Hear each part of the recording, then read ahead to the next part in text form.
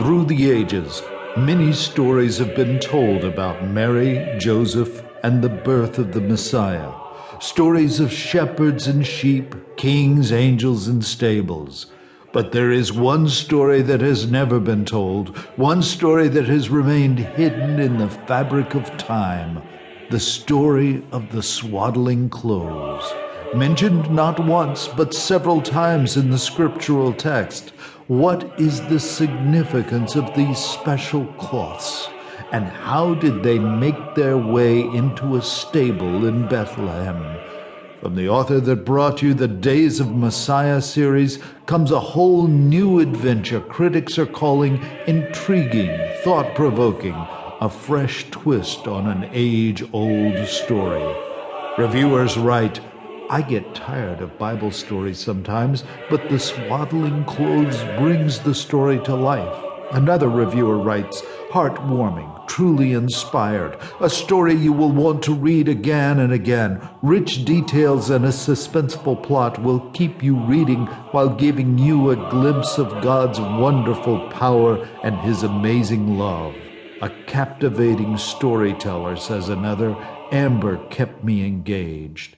So now, here is a sample of The Swaddling Clothes by Amber Schamel, read by George Taylor, and produced by Narration by George. Circa 980 B.C., David wandered into the garden and wove his way through the trees and beds of flowers until he neared the fountain surrounded by pomegranate trees. He paused and admired the beauty. The rich red of the pomegranates contrasted with the green of the olive leaves. The trickle of the water fountain and the sweet sound of turtle doves cooing soothed his soul. He wished he had brought his harp, for a psalm was bubbling up within him. Standing in the midst of all this beauty was one not to be compared to it. She was the most beautiful woman in all the land, with her emerald eyes set in a complexion of pearl and ringlets of ruby cascading down her back. Bathsheba. He had loved her since the moment he saw her. His heart had sinned for her, bringing the wrath of his righteous God upon them both. But although God had taken their baby from them, he had not denied him Bathsheba. Stepping beside her, David slid his hand into hers and gave it a tight squeeze. "A rough day for my king?" David groaned. "I am tired of being king. Can't I be something else for today?" Bathsheba turned around and looked up at him. She lifted his hands and placed them on her belly. "Then be Abba today." The breath caught in his throat. Her giggle and nod assured him it was so. Wrapping her in a tight embrace, he lifted her off her feet and whirled around in a circle. Finally, setting her down, he placed his hands on either side of her face. "Blessed be the Lord God of Israel, who has chosen in his great mercy to bless us. The child will be a son, and he will inherit my throne and reign over the house of Israel in peace and prosperity. There will be no one like him in all the world." His wife's eyes sparkled in the light that streamed through the trees. "Yes, our son will be a special child. When he is born, I will hold a feast a month long. The armies will rest from fighting to celebrate the birth of the prince of the house of David."